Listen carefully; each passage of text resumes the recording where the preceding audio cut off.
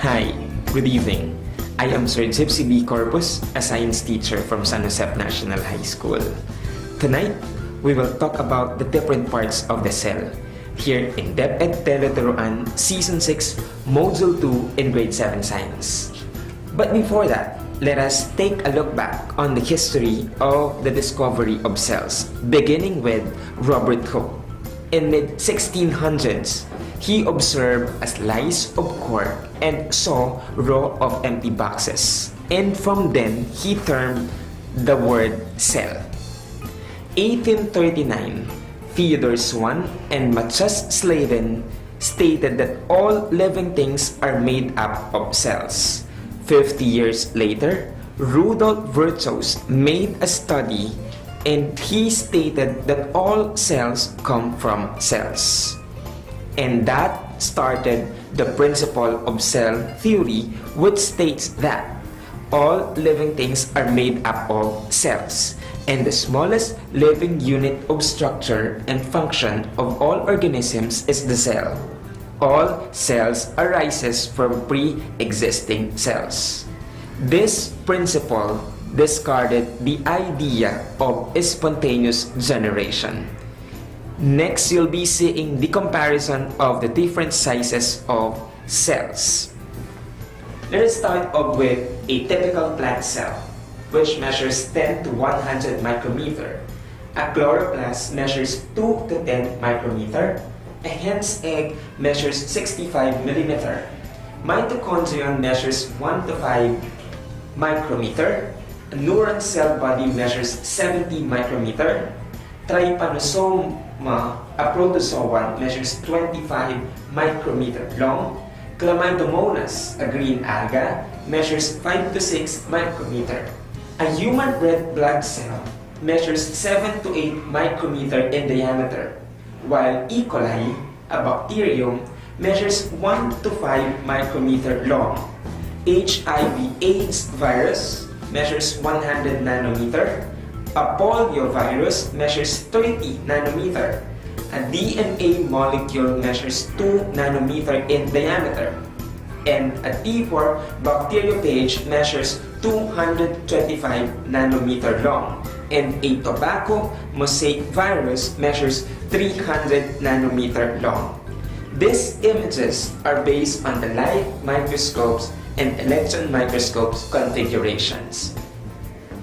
And now, let us take a look at this illustration and let us try to identify the different parts of the cell. Let us take a look at this. Each of the blank rectangular box corresponds to a specific part of the cell. Try to answer it, and afterwards, let us check if you have answered them correctly.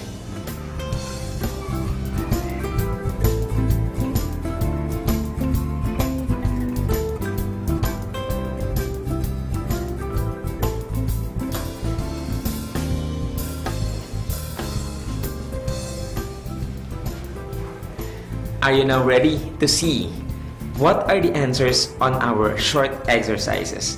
And here are the answers on our short exercises. As you can see, number 1, we have mitochondrion. Number 2 is Golgi body. Number 3 is nucleus. Number 4 are centrioles. Number 5 is cytoplasm. Number 6 should be vesicle and vacuole. Number 7 is lysosome. Number 8 is ribosome. Number 9 is rough endoplasmic reticulum. Number 10 is smooth endoplasmic reticulum. And number 11 is plasma membrane. After identifying the different parts of the cell, let us now identify and characterize the specific functions of the different parts of the cell. Let us start off with the characterization of all cells first. All cells have a surrounding membrane. It may be a protoplasm or an organelle. Together, protoplasm and organelle controls the center with DNA. There are 2 different cell types. These are prokaryotic cell and eukaryotic cell. Let us differentiate prokaryotic and eukaryotic from each other. A prokaryotic cell is the first cell type on Earth. It is the cell type of bacteria and archaea.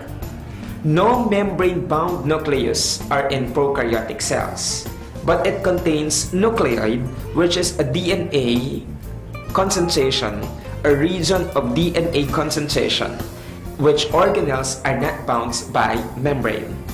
Eukaryotic cells, on the other hand, are nucleus bound by membrane. It includes fungi, protists, plant, and animal cells, and it possesses many organelles. The first part of the cell that we are going to discuss is the plasma membrane. Plasma membrane serves as gate of the cell. Double layer of phospholipid and proteins consist plasma membrane. The second would be the cell wall. Cell wall are found in plants, fungi, and many protists, and it surrounds plasma membrane. There are cell wall differences between plants and fungi. For plants, cell wall is mostly cellulose, and for fungi, it contains chitin. The next part of the cell is the cytoplasm. Cytoplasm is a viscous-containing organelle. It contains interconnected filaments and fibers, fluid such as cytosol, and organelles and not nucleus and storage substances. Cytoskeleton are made also of filaments and fibers. It is made of three fiber types: microfilaments, microtubules, and intermediate filaments. There are three functions of cytoskeleton: mechanical support, anchor organelles, and help move substances. The fifth part of the cell would be cilia and flagella. Cilia and flagella provide motility or movement. Cilia are short and is used to move substances outside human cells, while flagella are whip-like extensions found on sperm cells. And these cilia and flagella are basal bodies like centrioles. And speaking of centrioles, centrioles are pairs of microtubular structures and play a role in cell division. Nucleus, on the other hand, control the cell, or it is the control center of the cell. It is a double membrane. It contains chromosomes and nucleolus, just like what you see in our illustration. Nuclear envelope is a component of a nucleolus. A nuclear envelope separates nucleus from the rest of cell. It is a double membrane and has pores. Also on the nucleus is what we call the DNA. DNA, as we all know, is a hereditary material. It contains chromosomes. DNA, or deoxyribonucleic acid, is the foundation of proteins and formed for cell division. Nucleolus. Most cells have two or more nucleolus.